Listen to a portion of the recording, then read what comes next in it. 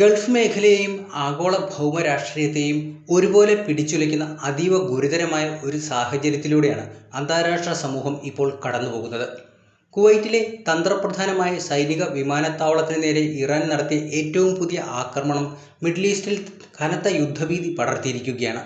എന്നാൽ ഈ അപ്രതീക്ഷിത സൈനിക നീക്കത്തോടുള്ള അമേരിക്കൻ പ്രസിഡന്റ് ഡൊണാൾഡ് ട്രംപിന്റെ പ്രതികരണം ലോകരാജ്യങ്ങളെയും പ്രത്യേകിച്ച് വാഷിംഗ്ടണിന്റെ പരമ്പരാഗത ഗൾഫ് സഖ്യകക്ഷികളെയും ഒരേ സമയം അത്ഭുതപ്പെടുത്തുകയും ആശങ്കപ്പെടുത്തുകയും ചെയ്യുന്ന ഒന്നായി മാറിയിരിക്കുകയാണ്. സാധാരണഗതിയിൽ തങ്ങളുടെ സഖ്യകക്ഷികൾക്ക് നേരെയുണ്ടാകുന്ന ഇത്തരം പ്രകോപനങ്ങളോട് അതിശക്തമായ ഭാഷയിൽ പ്രതികരിക്കാറുള്ള അമേരിക്ക ഇത്തവണ തികച്ചും വ്യത്യസ്തവും അപ്രതീക്ഷിതവുമായ ഒരു നിലപാടാണ് സ്വീകരിച്ചിരിക്കുന്നത്. കുവൈറ്റിലെ വിമാനത്താവളത്തിന് നേരെ ഇറാൻ നടത്തിയ ആക്രമണം അത്ര വലിയ കാര്യമാക്കേണ്ടതില്ലെന്നും ഇതൊരു വലിയ പ്രശ്നമല്ലെന്നുമാണ് ഡൊണാൾഡ് ട്രംപ് മാധ്യമപ്രവർത്തകരോട് വ്യക്തമാക്കിയത്. വൈറ്റ് ഹൗസിൽ വെച്ച് മാധ്യമങ്ങളെ കണ്ട ട്രംപിന്റെ ഈ പ്രസ്താവന ഇതിനകം തന്നെ അന്താരാഷ്ട്ര മാധ്യമങ്ങളിൽ വലിയ ചർച്ചകൾക്ക് വഴിവെച്ചിട്ടുണ്ട്. സംഭവം നടന്നയുടൻ തന്നെ മേഖലയിലെ അമേരിക്കൻ സൈനിക വിഭാഗങ്ങൾ വളരെ വേഗത്തിൽ ഇടപെട്ടുവെന്ന് ട്രംപ് പറഞ്ഞെങ്കിലും ഇറാന്റെ ഭാഗത്തുനിന്നുണ്ടായ നീക്കത്തെ വളരെ ചുരുങ്ങിയ സമയത്തിനുള്ളിൽ തന്നെ പ്രതിരോധിക്കാൻ അവർക്ക് ആയിട്ടില്ല എന്നുള്ളതാണ് വിലയിരുത്തൽ. US സൈന്യത്തിന്റെ ഈ ദ്രുതഗതിയിലുള്ള ഇടപെടൽ വലിയൊരു ദുരന്തം ഒഴിവാക്കാൻ സഹായിച്ചു എന്ന തരത്തിലാണ് പ്രസിഡന്റിന്റെ വാക്കുകൾ പുറത്തുവന്നത്.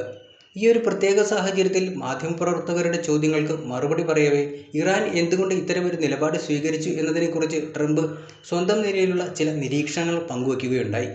സമീപകാലത്ത് അമേരിക്ക ഇറാന്റെ ചില തന്ത്രപ്രധാന കേന്ദ്രങ്ങളെ ലക്ഷ്യമിട്ട് നടത്തിയ വ്യോമാക്രമണങ്ങൾക്കുള്ള സ്വാഭാവികമായ പ്രതികരണമായിരിക്കാം ഇതെന്നാണ് ട്രംപ് സൂചിപ്പിച്ചത്.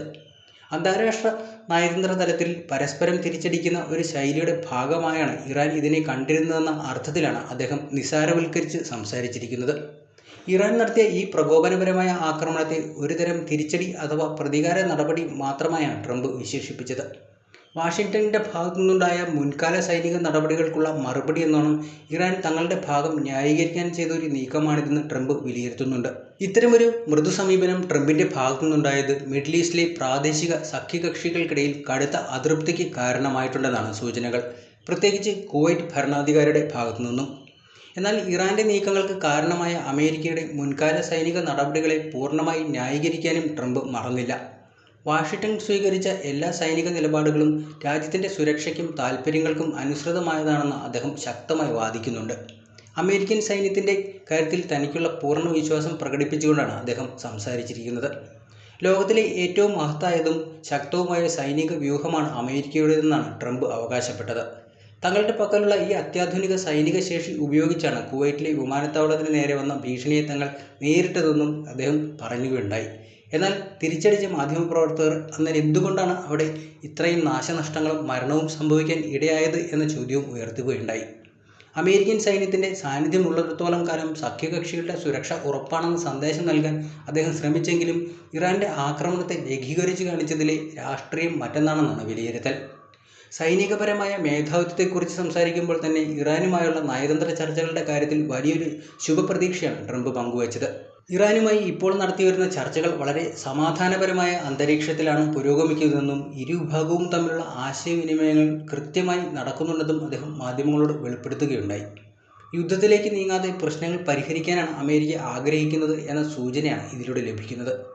നയതന്ത്ര ചർച്ചകൾ വളരെ വേഗത്തിൽ ലക്ഷ്യത്തിലേക്ക് അടുക്കുകയാണെന്നും വരും ദിവസങ്ങളിൽ തന്നെ ഇതിൻ്റെ ഗുണപരമായ ഫലങ്ങൾ ലോകത്തിന് കാണാൻ സാധിക്കുമെന്നും ട്രംപ് പ്രത്യാശ പ്രകടിപ്പിച്ചിട്ടുണ്ട്. വരാനിരിക്കുന്ന വാരാന്ത്യത്തോടെ തന്നെ ഇറാനുമായുള്ള ചർച്ചകളിൽ നിർണായകമായ ഒരു തീരുമാനമുണ്ടാകാൻ സാധ്യതയുണ്ടെന്നാണ് പ്രസിഡന്റ് വ്യക്തമാക്കിയത്.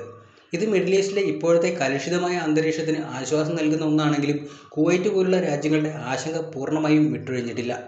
കുവൈറ്റിലെ തന്ത്രപ്രധാനമായ വിമാനത്താവളത്തിന് നേരെ ഉണ്ടായ ആക്രമണം കേവലം ഒരു പ്രാദേശിക പ്രശ്നമല്ല, മറിച്ച് അത് ഗൾഫ് മേഖലയിലെ അമേരിക്കൻ സൈനിക താവളങ്ങളുടെ സുരക്ഷയെ നേരിട്ട് ബാധിക്കുന്ന ഒന്നുകൂടിയാണ്. അവിടെയുള്ള തങ്ങളുടെ സൈനികരെയും ആയുധങ്ങളെയും സംരക്ഷിക്കുക എന്നത് അമേരിക്കയുടെ വലിയൊരു ബാധ്യത തന്നെയാണ്. അതുകൊണ്ട് തന്നെയാണ് ഈ സംഭവത്തിൽ അമേരിക്ക എത്രയും പെട്ടെന്ന് ഇടപെട്ടതെന്നാണ് അദ്ദേഹം പറഞ്ഞിരിക്കുന്നത്. എങ്കിലും ട്രംപിന്റെ ഭാഗത്തു നിന്നുണ്ടായ ഈ പുതിയ പ്രസ്താവന ഗൾഫ് കോർപ്പറേഷൻ കൗൺസിൽ രാജ്യങ്ങൾക്കിടയിൽ വലിയൊരു ചർച്ചയ്ക്ക് തുടക്കമിട്ടിട്ടുണ്ട്. തങ്ങളുടെ ഏറ്റവും അടുത്ത സഖ്യകക്ഷിയായ കുവൈറ്റിന് നേരെ ഒരു വിദേശ രാജ്യം ആക്രമണം നടത്തിയിട്ടും അതിനെ ഒരു ചെറിയ കാര്യം മാത്രമായി തള്ളിക്കളഞ്ഞ ട്രംപിന്റെ നിലപാട് ഗൾഫ് രാജ്യങ്ങളെ അസ്വസ്ഥരാക്കി കഴിഞ്ഞു. അമേരിക്കൻ പബ്ലിക് റിലേഷൻസ് തന്ത്രങ്ങളുടെ ഭാഗമായാണ് പലരും ഇതിനെ കാണുന്നത്. ഇറാനുമായി ഒരു വലിയ സൈനിക ഏറ്റുമുട്ടലിലേക്ക് പോകാൻ ട്രംപ് ഭരണകൂടം നിലവിൽ ആഗ്രഹിക്കുന്നില്ല എന്നതിൻ്റെ വ്യക്തമായ തെളിവാണ് ഈ പ്രതികരണം. ആഗോള വിപണിയിൽ എണ്ണവില ഉയരുന്നതും സാമ്പത്തിക അസ്ഥിരതയുണ്ടാക്കുന്നതും ഒഴിവാക്കാൻ ട്രംപ് ശ്രമിക്കുന്നുണ്ടാകാം എന്ന വിലയിരുത്തലും പുറത്തു വരുന്നുണ്ട്. അതുകൊണ്ടാണ് ഇറാൻ്റെ ഭാഗത്തുനിന്നുണ്ടായ ഈ വലിയൊരു ആക്രമണത്തെ തന്ത്രപരമായി ഒതുക്കി തീർക്കാൻ അദ്ദേഹം മുൻകൈയെടുക്കുന്നത് എന്നാണ് വിലയിരുത്തൽ. അമേരിക്കയുടെ ഭാഗത്തുനിന്നുണ്ടായ മുൻകാല വ്യോമാക്രമണങ്ങൾ ഇറാനെ സാമ്പത്തികവും സൈനികമായും പ്രതിരോധത്തിലാക്കിയിരുന്നു എന്നും വിലയിരുത്തപ്പെടുന്നുണ്ട്. അതിന് മറുപടിയായി തങ്ങൾ ശക്തരാണെന്ന് കാണിക്കാൻ ഇറാൻ നടത്തിയ ഒരു ആക്രമണമാണ് ഈ വിമാനത്താവള ആക്രമണത്തെ പെൻറ്റഗണും വിലയിരുത്തുന്നത്. വലിയൊരു യുദ്ധത്തിലേക്ക് കാര്യങ്ങൾ എത്താതെ തങ്ങളുടെ ഭാഗം വ്യക്തമാക്കുക എന്നതായിരുന്നു ഇറാൻ്റെയും ലക്ഷ്യം എന്ന് ട്രംപിൻ്റെ വാക്കുകൾ അടിവരയിടുന്നുണ്ട്. ഇറാനുമായി ഈ ആഴ്ച അവസാനം ഉണ്ടാകാൻ പോകുന്ന ചർച്ചകളുടെ വിശദാംശങ്ങൾ എന്തൊക്കെയായിരിക്കും എന്നതിനെക്കുറിച്ച് അന്താരാഷ്ട്ര നിരീക്ഷകർ ഉറ്റുനോക്കുന്നുണ്ട്.